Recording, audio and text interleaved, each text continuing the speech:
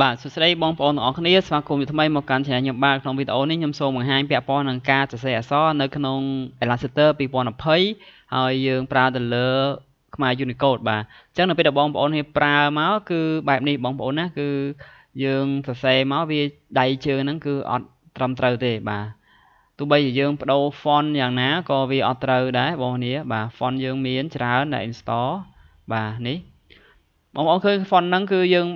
វាមានដៃជើងតែយើងប្រើអត់កើតបងប្អូនណា style ខ្លះយើងប្រើអត់កើតទេបងប្អូនឃើញបាទចំពោះ style ដែលយើងត្រូវការបែរជាវាអត់ចេញដៃជើងបាទនេះដោយសារខ្ញុំប្រើជាមួយនឹង font ច្រើននេះណាបាទ font ច្រើននេះបងប្អូននេះខ្ញុំប្រើ font ខ្លះទៅគឺវាមានដៃជើងត្រឹមត្រូវបាទអូខេហើយ font ខ្លះគឺភាគច្រើនបងប្អូននេះដែល install គឺអត់បានទេដៃជើងហ្នឹងបាទអញ្ចឹងនេះដោយសារ font ខ្ញុំដាក់ច្រើនអញ្ចឹងមាន font ខ្លះគឺមានស្រាប់ហើយក្នុងហ្នឹងអញ្ចឹងវាដៃជើងអញ្ចឹងទៅតោះឥឡូវបើសិនជាបងប្អូននេះមិនមានដៃជើងបាទបើសិនជាអត់មាន font ច្រើនណាបើសិនយើងinstall Unicode ឬក៏ NIDA អីទៅគឺយើងបានតែប៉ុណ្្នឹងទេបាទអញ្ចឹងមកនេះសូមចូលមកកាន់កន្លែងគេហៅថា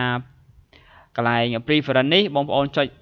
Control K ក៏បានឬក៏ចូលមកកាន់ Edit ចូល Preference ក៏បានបន្តមកទៀតសូមចុចកន្លែងពីតា Thai បាទសូមចុចពីតា Thai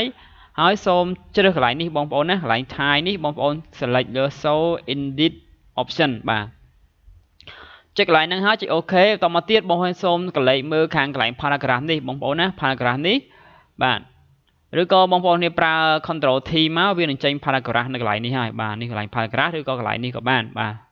តមកទៀតបងប្អូនចុចកន្លែងនេះដាក់ថា Middle Eastern ASEAN and Line Compressor